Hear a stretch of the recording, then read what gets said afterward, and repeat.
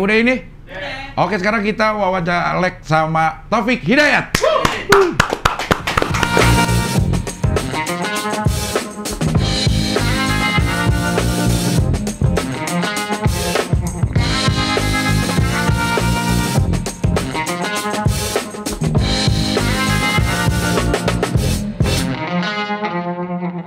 Pak Taufik, sama teman-teman saya, Pak Taufik dipanggil Pak Ketum. Ketum apa sama anak-anak ini? Tadinya itu mau pemilihan ketua RT nggak jadi. Pak Rudi Sipitum manggilnya, ini juga Tum, memang. Ya makanya pada nggak sopan. Iya, ada apa sih? Apa ketua umum dalam wadah apa yang anak-anak ini? Nggak, itu cuman perkumpulan bola aja. Oke. Jadi dulu tuh kan ada yang namanya Paski. Iya. Dulu kan ada bola apa Piala Agung Gumelar Cup kan. Yeah. Paski kan yang senior-senior. Iya. Habis itu Bang Komeng ini kan masih muda lah ya. Nah, sekarang masih udah muda, ya. Dulunya. Sekarang. Oh, Sampai sekarang. sekarang masih muda jiwanya selalu. Iya. Terus ada Paski, akhirnya pertandingan taunya atlet juga masuk. Oke. Terus gabung, jadilah namanya Komando. Komando FC itu. Iya. Iya. Ketuanya Pak Taufik. Iya, habis Bang Komeng nggak mau katanya. Kenapa Pak Komeng? Dia asik main handphone. Iya. Akhirnya sampai sekarang lah dipanggil lagi tuh. Sampai sekarang udah berapa lama suruh ada yang ganti lah, nggak ada yang mau. Iya. Aneh juga kan, nggak ada yang mau. Kenapa? Jadi ketum seumur hidup. Nggak tahu juga sih. Iya. Nah, Pak Taufik ini caleg dari Gerindra. Di Gerindra. Dapil Jawa Barat. Jabar 2. Jabar 2 itu mana aja, Pak? Kabupaten Bandung sama Bandung Barat. Kabupaten Bandung. Cimahi itu masuk ke? Itu Jabar 1. Oh, Jabar 1. Kota Bandung sama Cimahi. Oke. Iya. Urutannya urutan keberapa? 2. Itu kalau gitu udah pasti daftar itu caleg tetap. Kalau di DPR itu gimana sih? Parpol itu masukin DCS kan sekarang nih. Untuk jadi calon tetapnya diperiksa apanya tuh? Ya kan kelengkapannya semua kan. Ya, administrasi? Ya, semua kelengkapan udah keluar.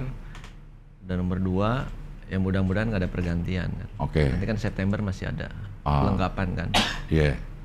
Ada berapa sih yang masuk ke DCS nih dari Gerindra? Atau dari semua partai sama? Kayaknya sama deh, 10. 10 orang? Iya. 10 orang itu akan diperiksa, diverifikasi sama itu KPU ya? KPU. Iya. Sekarang udah masuk ke DCS. Belum boleh kampanye sebenarnya ya? Atau gimana sih?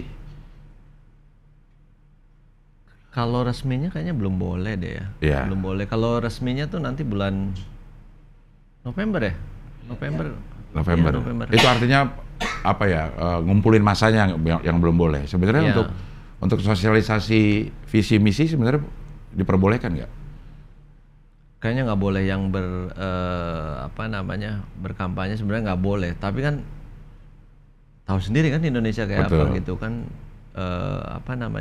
Kalau kita bersosialisasi cuman ngobrol biasa tanpa atribut apa gimana, saya rasa semua melakukan hal itu ya. Iya. Gitu loh. Jadi atas nama partai belum sosialisasi, tapi pribadi secara personal semua sudah melakukan. Ya sekarang yang dilihat kayak atribut sudah pada di mana-mana kan, mereka menyatakan bahwa mereka caleg ini nomor sekian, dapil sekian, dapil ini, dapil mana. Ya kalau misalkan dilihat sekarang juga nggak dipungkiri di sosial media mungkin di berita apa semua, mereka udah yang berjalan-jalan kemana ketemu itu. Safari, nggak tahu itu bisa dibilang mereka kampanye kah, apa hanya bersosialisasi, saya nggak tahu deh itu apa bahasanya gitu. Maksudnya semua bisa mengartikan lah itu. Iya, istilahnya berbeda-beda lah. Tapi kalau dari partainya sendiri, udah kasih kasih komando nggak? Udah sekarang boleh gerilya lah istilahnya gitu atau gimana? Kalau secara resmi belum ya. Kalau secara resmi sih belum. Nanti pas musim kampanye baru ada. Ya, pasti nanti kita juga kan satu arah ngikuti aturan dan arahannya seperti apa. Ya. Nah kalau dari Gerindra ini proses jadi bacalek ini gimana sih? Ada yang memang kader lama. Kalau saya kan baru kan, di Gerindra baru berapa lama ya? Baru bulan bulan 5 lah ya, baru bulan 5 ya diminta dan saya juga untuk setelah komunikasi, setelah bolak-balik ketemu, akhirnya ya saya mengiyakan untuk ikut di sini gitu, di Gerindra ini. Kenapa pilih Gerindra? Pasti banyak yang nawarin ya? Yang nawarin yang lain juga ada. Kan bisa dibilang sejalan lah ya untuk kedepannya gitu. Kalau menurut saya, tiap orang kan beda-beda ya. Betul, ya. Apa sih yang ngeklik banget sama Gerindra ini, apanya, dari mananya? Awalnya kan bisa dilihat kan dari figur di atasnya, terus ke bawahnya juga orang-orang yang memang yang nggak dipungkiri juga yang mengajak komitmennya seperti apa untuk kedepannya, untuk sama-samanya juga gitu kan. Memang sebelum masuk di sini juga banyak yang banyak lah yang mengajak untuk gabung untuk di partainya ya. Tapi kan kalau dari hatinya juga nggak klik, nggak mau juga gitu loh, karena nggak ada satu keterpaksaan untuk ngikuti satu partai itu loh. Oh iya. Emang tertarik sama dunia politik sejak kapan, Pak? Sebenarnya dari dulu udah tertarik, cuman memang sempet yang naik turun. Sempet kemarin juga yang aduh udah nggak mau lah, udah begini aja gitu kan. Terus awalnya juga keluarga, terutama keluarga dekat, istri juga nggak ngizinin juga kan. Dan ya ada orang tua juga nggak ngizinin juga untuk di situ. Tapi maksudnya saya bilang akhirnya udah berapa tahun, saya bilang ya udah saya nggak mau gitu loh. Tapi kesini ya dorongan teman ternyata juga, terutama hati kecil saya mau gitu loh. Maksudnya mau masuk di politik gitu loh. Nah kalau kita mau jadi apa-apa sekarang kan lewat politik lah ya, lewat politik di situ. Tapi itu juga tergantung dari kitanya, bisa membawa diri dan kita juga bisa nggak gitu loh melaksanakan ini gitu loh. Akhirnya setelah ada tawaran untuk masuk di Gerindra ini dan dari saya juga komit mau, akhirnya juga tetap yang mutusin saya sendiri meskipun ada keluarga, ada istri, ada orang tua. Akhirnya mereka juga yang memang support untuk masuk di situ gitu loh. Karena kemarin itu lama-lama kan, terutama backgroundnya olahraga. Kok ngelihat olahraga lama-lama di sini kok kayak stagnan lah ya. Gitu. Terus kita juga kalau misalkan mau didengar juga, kalau orang biasa kayaknya kayak kurang didengar ya. Jadi rame lah, misalnya suaranya sih kedengeran, cuma tidak jadi sebuah kebijakan gitu ya. Iya, itu gitu kan, jadi hanya angin lalu aja, jadi rame, cuman nggak bisa mutusin apa-apa juga kan. Orang yang di situ juga jadi ya sudahlah, ntar juga hilang gitu kan. Bahasa berita itu akan hilang juga. Tapi insya Allah suatu saat nanti misalkan emang kepilih, memang jadi sesuatu, akan mencoba dan berusaha untuk memang membantu ya dunia olahraga. Dunia olahraga. Kan kita tuh di politik tuh yang dari olahraga udah ada Pak Utut ya, Pak Utut dia tuh jadi kader PDIP. Sebenarnya sejauh mana sih akhirnya power kita tuh di dalam DPR itu untuk memajukan bidang yang kita kuasai, olahraga gitu kan. Misalnya nanti udah tahu belum petanya seperti apa nanti? Ya nanti kan mitranya itu kan kalau misalkan olahraga ya di Komisi 10. Komisi 10 ya. Komisi 10 ya mitranya kan Kemenpora. Kemenpora ya. Kemenpora. Mungkin yang lain juga kan ada di pendidikan, ada di pariwisata juga. Ya. Cuman ya memang dari saya sendiri lebih ke pinginnya yang apa sih terobosan-terobosan olahraga ini gitu kan. Kayak kemarin misalkan kayak atlet-atlet kan sudah ketemu menteri, saya nggak ikut, tapi mereka yang meminta ada yang 1 poin misalkan kayak pensiun lah, dana pensiun kan. Tapi menurut saya nggak segampang itu gitu loh. Segampang itu dalam arti kalau misalkan kita pakai Kepres apa Kepmen, keputusan menteri, itu nggak akan bisa langgeng. Iya. Mau nggak mau kan harus diperjuangkan, harus kolaborasi dengan DPR. Iya. Harus diundang-undangkan, baru kalau itu siapa yang nggak bisa diganti. Nggak bisa nanti Pak Menterinya ganti itu bisa dibatalkan. Bisa dibatalkan. Ya. Kalau Kepres juga presidennya ganti juga. sama ya. Jadi itu kan hanya satu kebijakan temporer lah ya. Ya. Dan itu juga kan harus dilihat dari segi hukumnya juga. Betul. Menyalahi aturan apa enggak. Ya. Jangan sampai menikmati di awal aja dapat itu kan, ternyata nanti dapat panggilan. Iya. Nggak boleh itu bahaya. Kalau dia diundang-undangkan kan udah menjalankan undang-undang, bahkan harus dilakukan ya, karena itu amanah undang-undang. Harus itu. Iya. Nah sebenarnya kayak ide-ide kesejahteraan, terutama mantan atlet yang kita lihat itu udah jadi omongan. Itu udah lama banget. Udah lama banget. Dan belum ada langkah nyata dari siapapun yang berwenang untuk melakukan terobosan itu gitu. Kalau yang itu belum, tapi kan sekarang bisa dilihat juga banyak kemajuannya juga. Memang belum maksimal, misalkan kayak atlet-atlet yang memang jadi PNS. Nah itu juga kan suatu penghargaan juga dari pemerintah bahwa mereka PNS, mereka setelah main pensiun mereka jadi di dalam PNS itu kan mereka juga ada PNS kan ada uang pensiunnya. Betul. Juga ya. Jadi seenggaknya pemerintah juga udah melakukan memilah-milih yang mana dulu nih yang duluan gitu loh. Nah kalau misalkan kayak pensiun itu, ya memang orang yang nggak masuk PNS bisa dapat dari ini juga. Gitu. Iya. Tapi harus ada indikator yang jelas ya. Misalnya harus ada. Kajiannya juara harus dunia ada. Misalnya gitu. Jadi nggak semua juga. Kalau semua nggak mungkin bisa juga. Nanti kalau misalkan yang sampai hanya PON aja, kan tahapannya banyak kan. Nasional, ada Asia Tenggara, ada Asia, dunia, ada Olimpik kan. Jadi mau yang mana nih prioritasnya?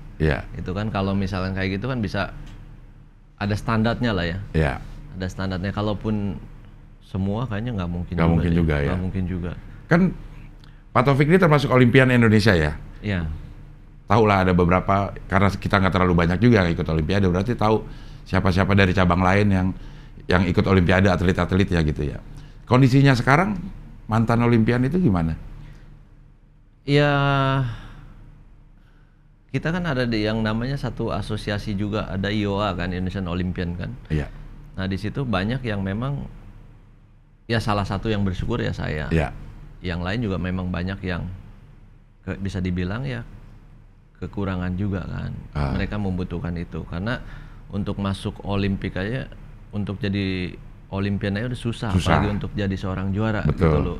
Nah bisa dibilang kalau misalkan medali itu dari tahun 92 kita kan bisa dilihat cuman berapa medali sih. Iya. Itu loh. Nah di situ jadi harus ya kita kasih contoh dulu. Kenapa dikasih contoh ini? Karena begini, nanti untuk kedepannya itu bahwa si orang tua untuk ke anak-anaknya juga, bahwa dari atlet itu bisa masa depannya juga. Betul. Perhatiin juga loh sama pemerintah. Betul. Itulah kita akan mengajak itu gitu loh. Dan kita pingin ngegolkan itu gitu loh. Iya. Kalau sekarang ini kan pasti pertanyaan orang tua, yakin nih mau jadi atlet, masa depannya bagus enggak gitu loh. Meskipun untuk jadi seorang atlet itu bahkan nggak gampang gitu loh, nggak gampang kan untuk jadi itu karena juara itu kan cuma satu ya. Dari 10 orang cuma satu, jadi 9 orangnya ini kemana? Gitu loh. Iya. Itu harus dipikirin sama pemerintah sebenarnya ya. Sebenarnya nggak pemerintah semua, tapi ya kalau misalkan dari anak-anak untuk berproses itu kan orang tua. Iya. Terus pembina olahraga juga harus memikirkan itu juga. Gitu. Iya. Karena harus diakuin misalnya kita pengen mencetak seorang juara, ya memang dari usia dini harus latihan. Ada hal-hal yang harus ditinggalkan, misalnya sekolahnya jadi tidak maksimal secara akademik.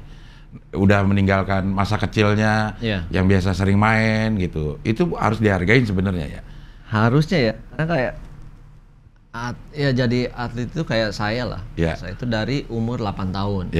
Itu kan hilang masa sekolah. Masa ya main sama temen-temen. Nah dikala umur 13, 14 waktu itu orang tua juga ngasih tahu. Mau benar-benar sekolah apa mau jadi atlet. Karena kalau jalan bareng-bareng nggak bisa. Nggak bisa ya. Kalau di kita ya. Tapi nggak tahu kalau terutama di bulu tangkis, nggak tahu kalau di cabang olahraga yang lain. Sama di luar negeri, nggak tahu deh prosesnya seperti apa. Nah tapi kalau yang udah ada di Indonesia ini nggak bisa deh. Akhirnya ya komit ke orang tua untuk ya udah jadi atlet gitu kan, jadi sekolahnya kayak nomor 2 gitu. Karena apalagi kalau udah masuk nasional tim itu pagi sore latihan, kapan sekolahnya kan? Jadi ada hal-hal yang harus dikorbankan. Harus ada, nggak bisa jalan berbarengan. Iya. Dan itu apa namanya ya, membuang banyak masa remaja juga hilang. Iya. Bergaul, orang-orang lagi senang-senang kita latihan. Hilang kan emang? Emang hilang, udah nggak ada waktu lagi. Ada, cuman kan nggak bisa banyak seperti seusia SMP, SMA. Iya. Itu. Nah itu kalau atlet itu gimana sih cara menyeimbangkan latihan terus lama-lama terkungkung nggak dalam sebuah atmosfer yang itu aja, gimana caranya? Nah di situ balik lagi, kita kuat nggak mentalnya, kita bisa nggak komit sama itu. Karena kan dari awal, makanya begitu saya ditanya sama orang tua memutuskan untuk jadi atlet, kan ada nih kalau udah masuk pelatnas latihannya akan begini terus, Senin sampai Jumat sampai Sabtu, ya kerjanya akan begitu terus. Ya monoton aja. Tapi karena kita komit, ya kita harus siap dengan resiko itu kan. Kita harus mau jalanin, karena kita once, nggak tahu ya, kalau saya selalu komit yang once kita udah ambil keputusan, ya harus maksimal di sini, atau harus total gitu. Iya. Tapi hasilnya juga memuaskan. Ya alhamdulillah gitu loh. Tapi kan nggak semua orang, nggak semua orang bisa dibilang ya saya memuaskan, tapi belum tentu orang lain gitu. Karena ya itu tadi, dari 10 orang mungkin Bang Abdel juga tahu. Angkatan saya mungkin yang tahu saya misalkan. Nah yang lainnya kemana sih yang lainnya? Yang lainnya kemana gitu. Jalan-jalan mungkin. Iya. Tapi secara objektif kondisi olahraga Indonesia gimana sih sekarang kalau menurut Pak Taufik nih? Secara organisasi ya, bukan secara prestasi, kita bisa lihat baca di koran segala macam, banyak beritanya. Cuman secara iklim olahraga di Indonesia gitu, pembinaannya kah, organisasinya, regulasinya gitu. Kalau bisa dibilang olahraga di kita ini belum masuk salah satu prioritas negara. Dari segi anggaran kita masih yang 0,00 berapa lah kan, masih jauh lah beda dengan negara lain. Nah, tapi kita juga misalkan setiap cabang olahraga, setiap pembinaan nggak bisa yang selalu mengandalkan pemerintah, karena keterbatasannya itu kan. Berapa puluh cabang olahraga, kalau ngandalin pemerintah semua, anggaran juga nggak cukup. Nah, di olahraga ini mesti yang memang benar-benar dia punya komit untuk pengurusnya ya. Misalkan kita mau jadi ketua umum, misalkan PBSI, nggak bisa lah kalau kita nyari uang di situ. Nah, harusnya dia yang mencari uang untuk menghidupkan organisasi ini. Atlet entah dari sponsor, entah dari kolega, entah dari mana, harus bisa seperti itu gitu loh. Nah, mungkin bisa dibilang sekarang nih di Indonesia yang punya prestasi kan nggak banyak juga cabang olahraga itu. Kalau bisa dibilang bulu tangkis, mungkin bola lah level Asia Tenggara ya, masih ada kemarin juara AFF apa ya? Kalah. Kedua. Juara kedua ya. Curangin kan katanya. Iya. Disikut kan tuh siapa tuh? Vietnam galak banget ya mainnya ya. Iya. Tapi paling tidak ada yang bisa kita dengar, bisa kita banggakan lah, juara 2 lah gitu. Memang secara organisasi hanya PSSI dan PBSI yang menurut Pak Taufik udah layak. Tapi ya itu juga tergantung ketuanya. Ketuanya ya. Iya. Ketuanya lain lagi kan.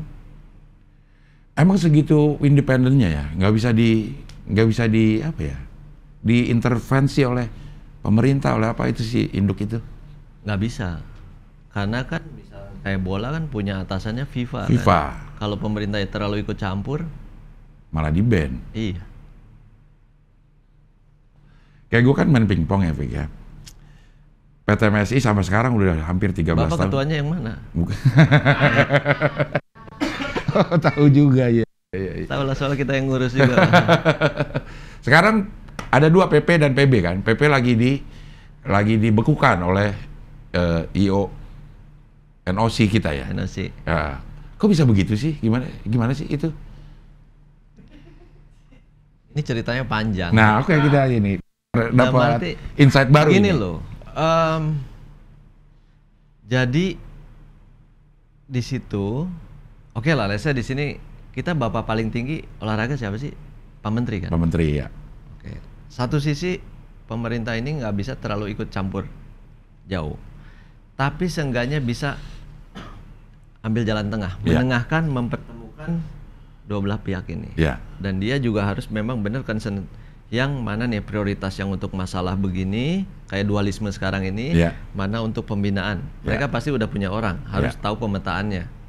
Oke lah, let's say Pak Menterinya muda sekarang ini, yang sekarang ya, tinggal diketemuin aja kan, siapa nih yang ketua A, siapa nih yang ketua B. Tinggal ketemuin antara NOC sama KONI. Ya, karena kan ada yang dilantik di KONI, ada yang di NOC kan. Nah, kita cari benangnya dulu nih, masalahnya apa dulu, gitu loh. Jadi yang satu kan tenis ini diakui internasional, yang satu dalam negeri lah, dalam negeri segala aja. Macam ya. Iya. Jadi ini kita ngelihatnya mau kemana, internasional apa nasional aja, gitu loh. Nah di situ harus memang benar-benar concern nih. Jadi tugasnya KONI ini apa? Membina atlet misalkan ke bawahnya. NOC ini apa? NOC ini kan hanya mengantar turnamen yang namanya multi event. Jadi harus di situ dalam ADART lah, entah mungkin dalam aturannya itu, ya udahlah tugas NOC ini hanya mengantar multi event aja kan. Tugas KONI ini mungkin melantik. Tapi ini kalau dua-duanya melantik gimana? Ada jagoannya satu si A, satu si B. Kan nggak bisa gitu loh. Nah inilah harus ditengahin. Nah, ujung-ujung kalau nggak bisa nengahin, yang rugi siapa? Atletnya lah. Iya. Kalau pengurusan paling 4 tahun 5 tahun selesai kan. Betul. Kalau mau 2 periode ya kali 2 aja. Selesai gitu loh. Tapi kalau sekarang misalnya kayak pingpong, atletnya kasihan nggak kemana-mana. Karena nggak bisa main internasional, karena yang di sini udah nggak bisa kan. Bahkan yang kemarin yang terakhir ini, kalau yang ikut Seata nih untuk kadetnya ini, kalau berangkat ke Seata nggak boleh ikut PON. Maksudnya kok sejahat itu ya bisa ya? Ya makanya gitu loh, maksudnya pada legowo lah, duduk bareng, ingat gitu loh, maksudnya di situ kan membina atlet. Maksudnya kan kasihan atletnya kalau gini. Mau sampai kapan? Ini kan bertahun-tahun. Nah di sini juga sekarang kan ada beberapa cabang olahraga yang lain lagi juga yang dualisme juga kan. Nah itu sebegitu menariknya apa untuk menjadi ketua? Nah, ketua ini kan contoh misalkan kayak gini. Waktu itu saya dalam Munas PBSI. Jadi kan ada ketua pengprov daerah. Kan? Jadi di situ saya ngelihat gitu kan, saya merhatiin semua, akhirnya kita ada yang berkelompok grup ini. Mereka dari A sampai Z mereka mengandalkan bantuan dari PBSI pusat. Saya bilang, izin, saya bilang kalau mengandalkan dari pusat 100% nggak mungkin. Tapi kalau mereka membantu, memfasilitasi apa, sangat mungkin. Tapi kalau misalkan anggaran apa semua nggak mungkin. Terus saya tanya, tujuan Bapak untuk jadi ketua ini apa? Kalau Bapak cuma buat batu loncatan menjadi sesuatu dan disorot orang di daerah ini, mendingan nggak usah.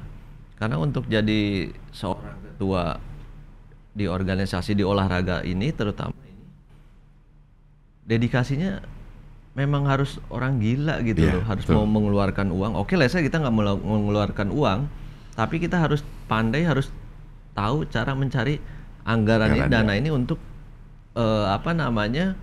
pembinaan atlet di daerah ini. Tapi kalau untuk jadi ketua doang biar dilihat orang di daerah, oh ketua ini, ya buat apa gitu loh? Kasih aja yang bisa gitu kan. Karena misalkan kayak di PBSI sendiri, orang juga banyak yang nawarin saya untuk jadi ketua PBSI. Saya bilang saya nggak mau. Kenapa? Bukannya nggak bisa, cara cari anggarannya gimana? Kenapa selalu dari zaman dulu PBSI sampai sekarang kalau nggak pejabat ya pengusaha? yang memang punya link, punya ya. akses. Ya. Kalau memang pengusaha kan memang punya dana untuk dedikasi untuk bulu tangkis. Misalkan dulu yang pengusahanya itu kan ada yang namanya Pak Hairul Tanjung. Hairul Tanjung pernah ya. Ada Pak Gita Wirjawan. Ya. Nah itu, kalau dari pejabatnya dulu dari zamannya Pak Tri Sutrisno, siapa itu kan Pak Sutioso, kan pejabat semua yang memang punya akses lah. Punya akses itu untuk mencari sponsor juga.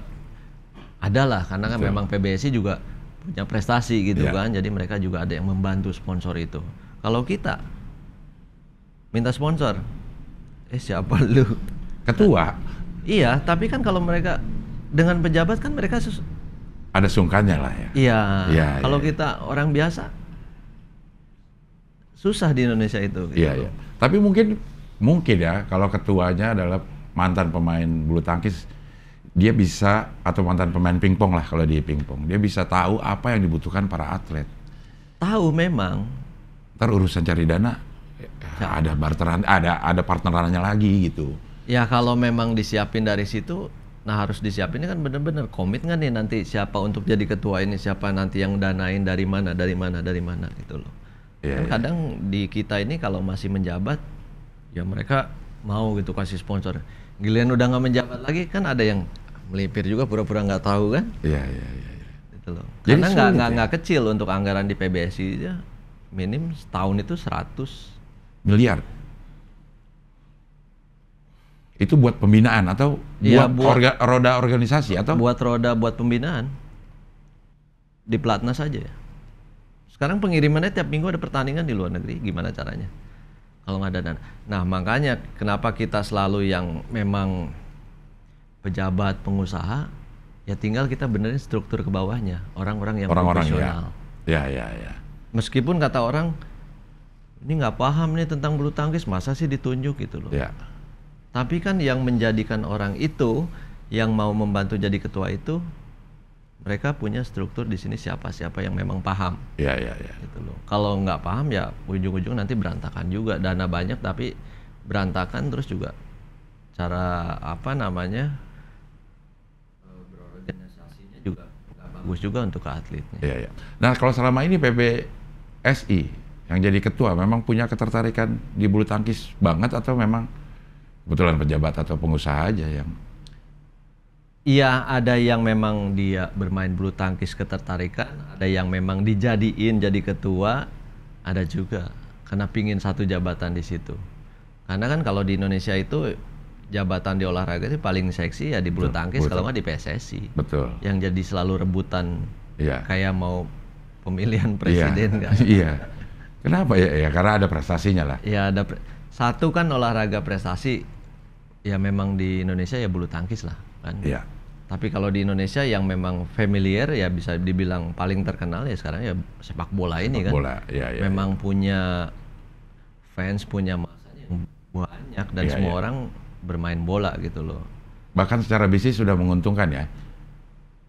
Harusnya ya. Harusnya sudah menguntungkan. Harusnya kalau di sepak bola ya. Karena di Indonesia ini yang bisa jalan itu liga itu bisa dibilang sepak bola, voli, basket. Bulu tangkis aja nggak terlalu familiar sepak bola kalau untuk liga ya.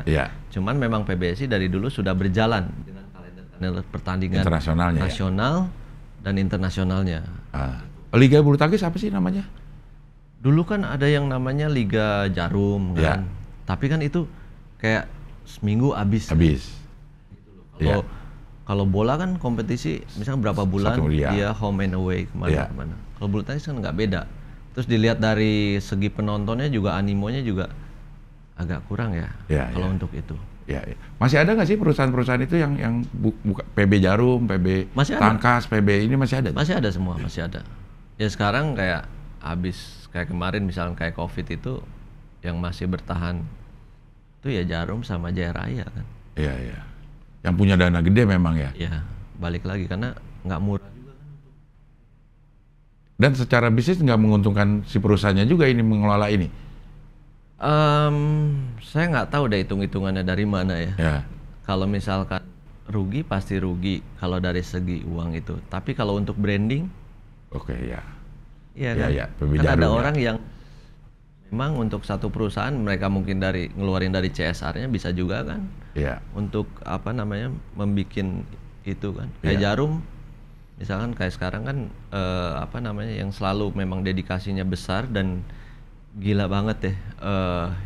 Ya bisa dibilang ya nggak ada limit untuk olahraga bulu tangkis ini gitu loh. Yang mudah-mudahan mereka bisa bertahan seterusnya gitu loh. Karena salah satu klub besar dan salah satu klub yang memang banyak melahirkan atlet juga ya. Iya.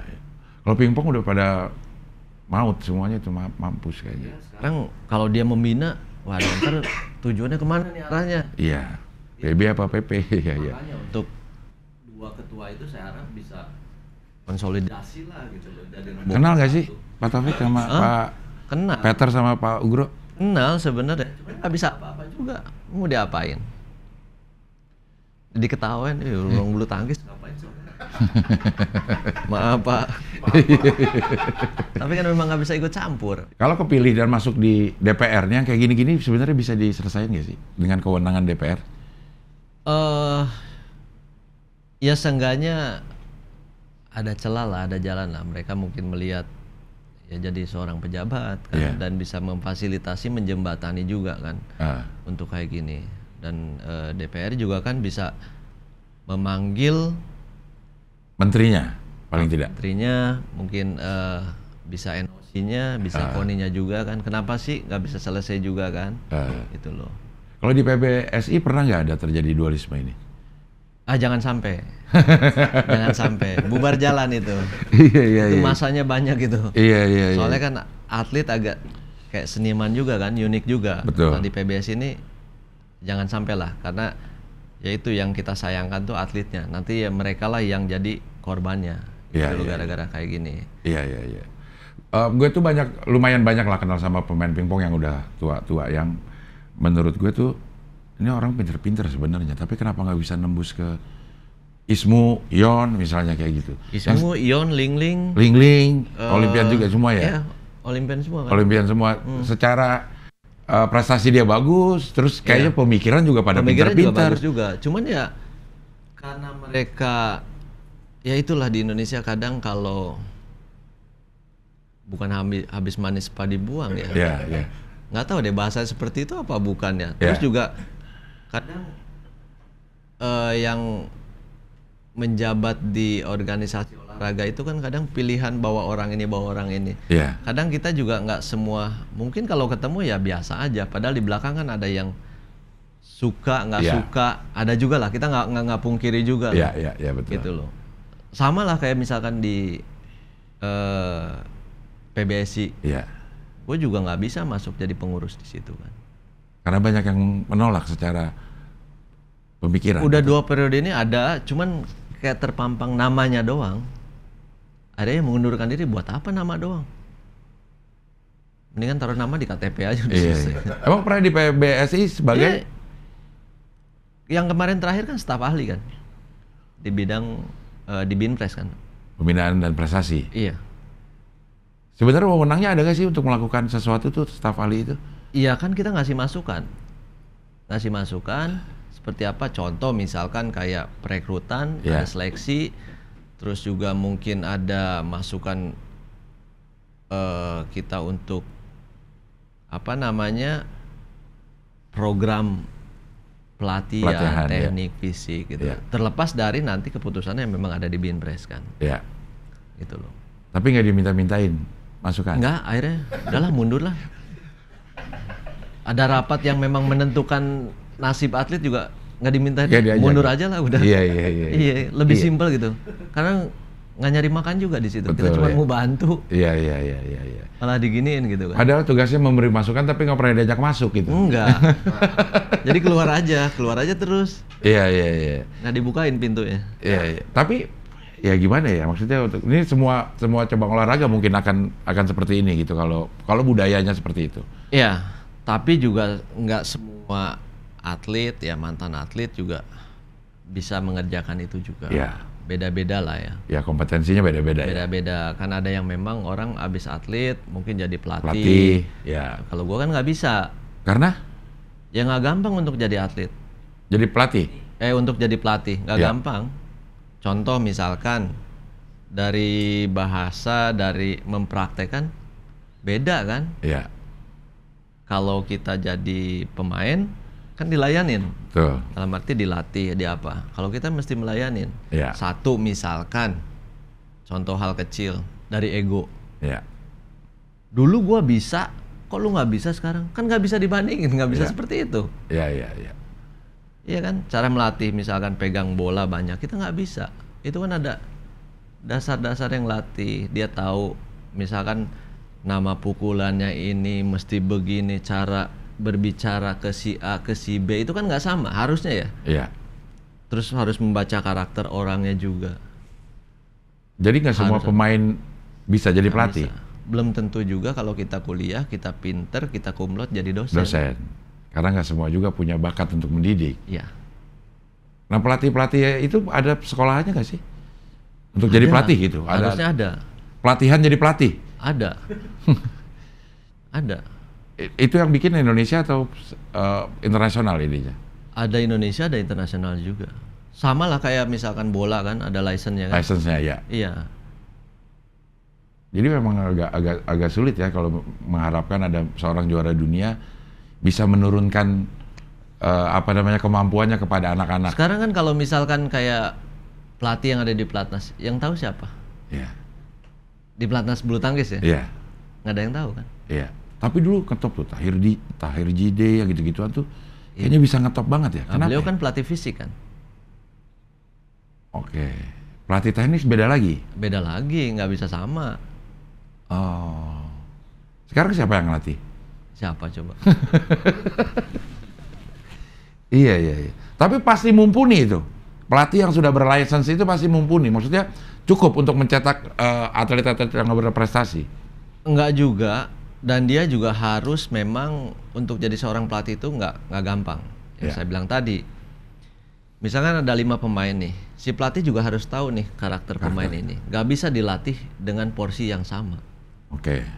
Misalkan kalau kita nge-gym angkat beban, si A ini kekurangannya misalkan untuk nge-gymnya nggak kuat, tapi dia bisa di tempat fisik yang lain, misalkan entah lari, entah dengan apa. Tapi si atlet ini nggak bisa dipaksain di tempat gym ini yang kuat ini. Jadi harus tahu gitu loh, harus baca. Oh ini kurangnya ini, yang ini kurangnya apa? Dia harus bisa bedain, nggak gampang. Nggak semua makan, misalkan kayak kasih vitamin. Semua vitaminnya A semua, kan lain-lain. Orang kekurangannya. Nah pelatih harus jeli itu. Harusnya ya. Asal jangan main ngelatih aja, asal gambreng gitu. Kalau di PBSI sistemnya gimana? Ada yang tahu, ada yang enggak. Kok bisa dapat license kalau dia nggak tahu? Punya nggak tahu juga ya. Yang sekarang ada atau dipilih ya. Ada yang license. Memang dipilih. Memang dipilih. Ya itulah gunanya. Misalkan kemarin kalau gua jalanin jadi staf ahli di situ kan ada masukan nih. Misalkan calon pelatih ini kan ada berapa orang kan? Calonnya kan ada berapa orang? Kan kita lihat dong. CV-nya, kriterianya apa, seperti apa. Dia udah melatih di klub mana, dia ini apa semua. Ada juga yang sekarang ini yang memang masuk, dia nggak pernah ngelatih sama sekali, masuk di dalam Platnas. Kok bisa? Berdasarkan apa ya? Kedekatan, ketua umum. Kayaknya kayak lem gitu loh. Nggak mesti ketua umum juga nggak tahu siapa orang yang masukin. Karena kan udah nggak di situ, jadi nggak tahu nih orangnya siapa gitu loh. Iya. Nah hal-hal yang seperti ini yang kalau terus dibiarkan akan merusak organisasi sebenarnya ya. Ngerusak sih enggak, hancur. Iya. Malah hancur kalau dibiarkan ya. Maksudnya memang mantan atlet ini ya gue juga sama nggak terlalu paham banget lah. Tapi kan seenggaknya ada masukan-masukan meskipun mereka yang memutuskan tapi harusnya ditampung, diterima. Ini kok ini bagus, ini enggak, bisa lah pilih-pilih itu mereka. Iya. Jadi nggak yang memang diabaikan begitu aja kan, karena sayang gitu loh. Iya. Karena dulu juga kan gue punya pelatih juga nggak terkenal kan. Iya. Tapi memang dulu atlet juga gitu loh. Maksudnya atlet bulu tangkis yang memang levelnya nggak internasional lah. Tapi dia memang bisa ngelatih, dia jago dan dia tahu dan dia paham untuk karakter si atlet A, yang B, yang C. Justru bisa menggali potensi ya. Pelatih tidak harus jago bermain bulu tangkis, tapi bisa menggali potensi. Dia memang juara di pelatihnya. Itu kan. Iya. Belum tentu dia ya tadi dibilang itu atlet juara dunia, juara Olimpik belum tentu bisa melatih. Iya. Nah, sepanjang pengalaman lo ya Pak, periode mana PBSI yang paling ideal, bukan yang paling ideal, mendekati ideal? Susah juga ya, dalam arti kalau misalkan bisa dilihat pemain paling banyak itu kan sekarang selalu orang bertanya tuh, kenapa sih dulu kayaknya banyak ya atlet, kayak misalkan dulu kan zamannya Haryanto Arbi, terus zaman di atasnya kan ada Joko Supriyanto, tunggal tuh banyak. Bahkan kita kalau main tim itu kayak Thomas Cup itu dulu bingung nih mau pasang siapa gitu kan, terakhir itu sekitar tahun 2000-an lah. Tahun 2000 ke bawah, udah 2001 dulu udah nggak ada lah, udah mulai berkurang tuh. Di tunggal misalkan tahun 90-an sampai 95, 98 itu ranking 1 1, 2, 3, 4, 5 Indonesia semua tuh. Kalau yang main Thomas Cup 3, 2 ini kita bingung nih, mau pasang yang mana. Kalau sekarang bingung, mau pasang siapa ya, orangnya nggak ada. Nggak ada. Kebalikan gitu loh. Iya. Nah, dengan kita berjalan pelan-pelan naik, bahkan stagnan gini, negara lain tahu maju. Maju, ya. Cepet. Dulu aja kan, ya Cina belajar sama kita, Jepang, banyak kan juga pelatih dari sini juga kan. Negara lain. Sekarang malah kebalik, mereka yang Korea malah juga sekarang.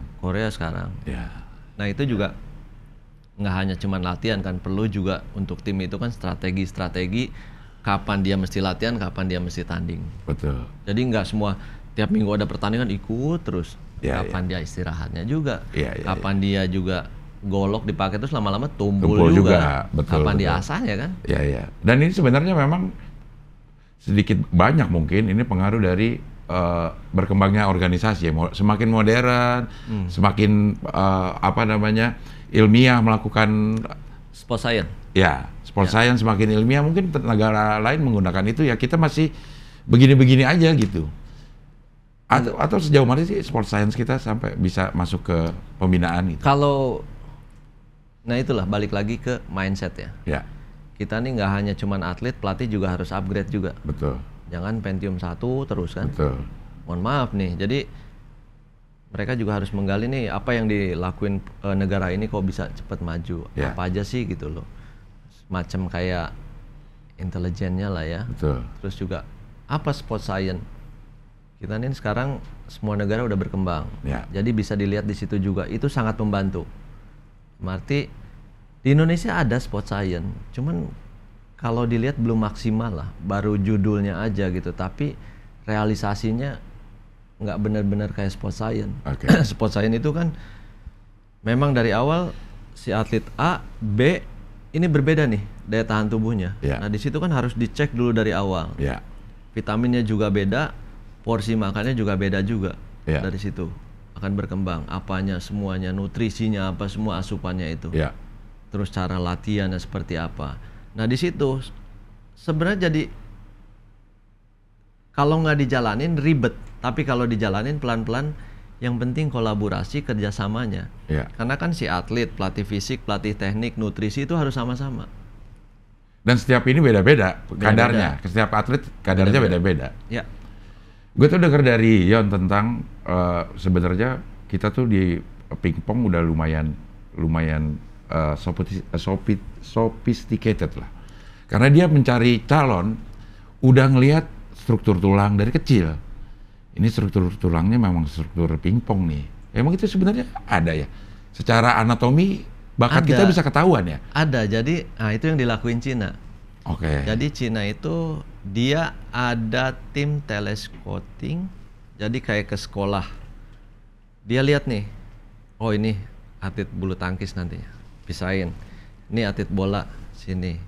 Jadi mereka tuh pemerintahnya benar-benar olahraga itu salah satu prioritas dan mereka juga punya anggaran.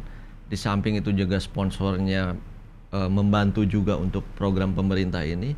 Jadi dari kecil tuh udah dipisahin nih, ini bola, ini basket, oh ini bakal tinggi, oh nanti basket, oh ini bulu tangkis. Jadi ada tuh dari umur. Waktu itu gua pernah lihat ke China itu yang 13 tahun ke bawah di daerah mana, 15 tahun daerah mana, ntar 17 tahun daerah mana, ntar yang senior di mana dipusatin ya.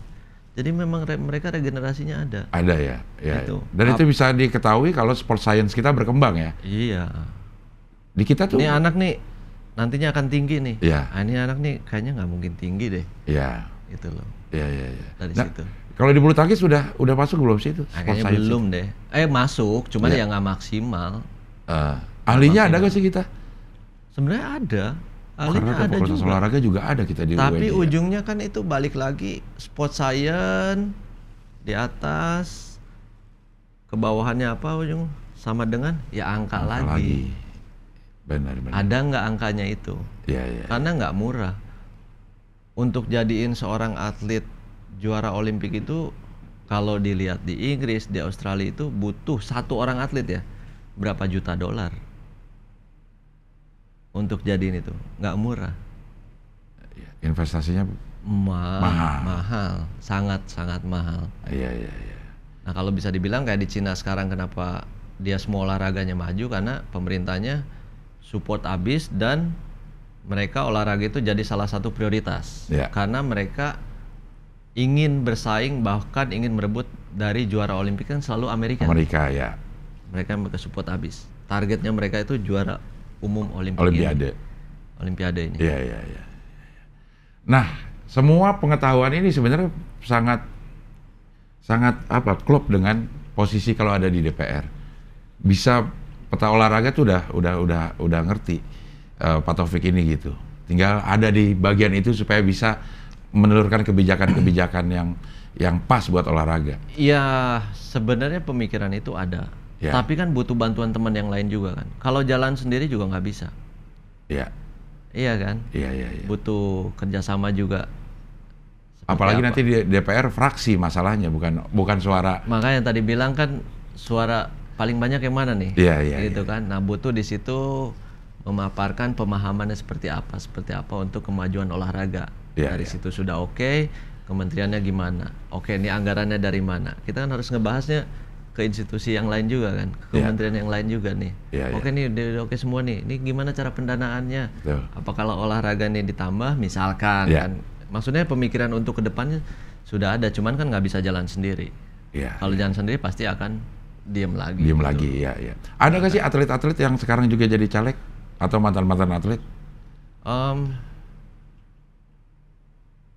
Setahunya. Kalau yang udah di dalam itu kan ada Mas Utut, ada Moreno,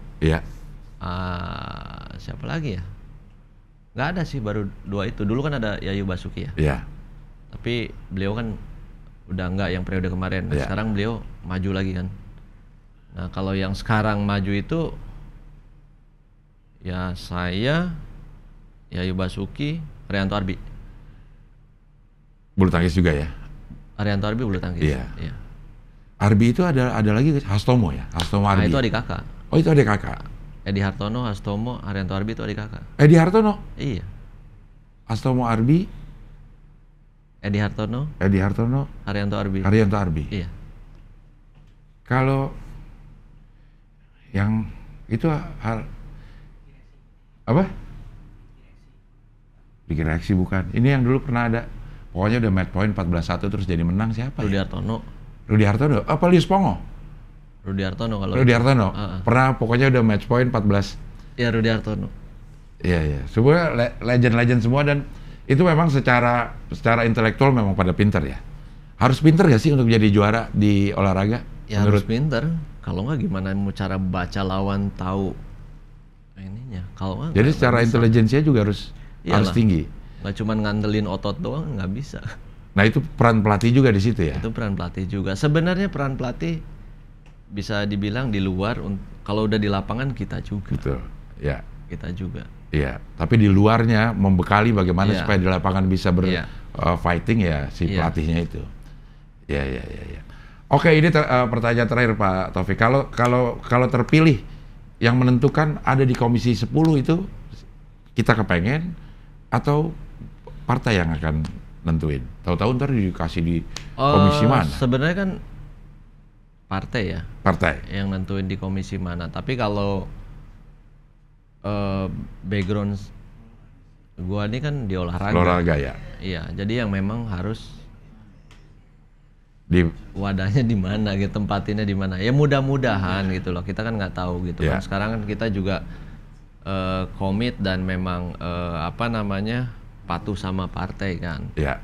Jadi ditempatin di mana ya siap aja gitu. Tapi kalau dari diri sendiri kan memang orang juga ngelihat background olahraga ya di komisi 10 itu gitu kan. Karena memang kayak ditanya misalkan ya orang sekitar, bahkan orang tua juga, ngapain sih masuk situ katanya? Ya tujuannya ya buat olahraga, gitu loh. Ya. Kalau memang nggak ada buat itu, ngapain? Mendingan gue begini aja di luar. Ya. Maksudnya dengan kerja, dengan usaha, ya mau ngapain lagi tambah beban yang lain kan? Ya. Jadi ya mudah-mudahan banyak yang lain juga dengan nanti masukan bisa sejalan dan bisa memberikan yang maksimal lah, terutama buat ya dunia olahraga. Dunia olahraga. Iya. Karena sesuai dengan kompetensinya lah. Iya. Oke, Pak Taufik Hidayat, terima kasih sudah hadir di sini di wawancara membawa insight-insight baru. Mudah-mudahan apa yang kita bicarakan ini nanti kalau terpilih dan insya Allah terpilih, bisa jadi sebuah kebijakan dan olahraga Indonesia tambah maju. Bisa lebih maju lagi. Pingpong? Nah itu Bang, terakhir jadi satu. Iya, kalau ketemu Pak Peter sama Pak Ugro bilangin lah, aduh jangan kasihan. Kemarin kasihan atletnya lah. Kasihan atletnya. Gitu. Kemarin ada anak pingpong yang prestasinya cukup bagus, namanya El Niman, itu namanya siapa sih? Nael. Dia pengen main pingpong, tapi orang tuanya udah, ya kalau kayak begini lo kuliah aja dah gitu. Padahal prestasinya lagi bagus-bagusnya. Nah makanya tadi saya bilang itu, misalkan kayak tadi ada pensiun, kasih contoh lah. Jadi orang tua juga kan, kalau anak-anak masih di bawah orang tua kan, masih di bawah kendali orang tua. Anaknya misalkan keinginan untuk jadi atlet, ya udah deh nggak apa-apa. Tuh lihat senior-senior yang lain juga masa depannya bagus. Betul. Gitu. Nah itu kayak jadi payung untuk contoh ke bawahnya ini gimana, bahwa jadi atlet tuh nggak semua miskin gitu loh. Memang sekarang juga bisa dibilang kalau kita komit dan kita memang punya talenta, juga kita punya prestasi, masa depan ada kok dari atlet. Contohnya gue juga punya masa depan, maksudnya. Tapi kan itu salah satu, masih banyak yang lain yang memang bisa dibilang ya kurang lah gitu loh, untuk kurang layak gitu kan. Karena untuk jadi atlet itu nggak gampang gitu loh, nggak gampang untuk jadi sukses dan punya prestasi yang lebih. Ya contoh lah anak gue juga, aduh mau jadi atlet gimana kan? Emang lo larang? Olahraga yang laki kan? Gitu. Tapi kan kita dibolehin juga, nggak kalau mau jadi atlet? Ya monggo aja kalau dia mau gitu loh. Itu kan kita kan hanya ngasih saran, kasih masukan, kasih pandangan untuk ke depan bahwa jadi atlet itu nggak gampang. Kalau memang dia kuat, dia punya karakter, dia komitmen, silakan jalanin gitu loh.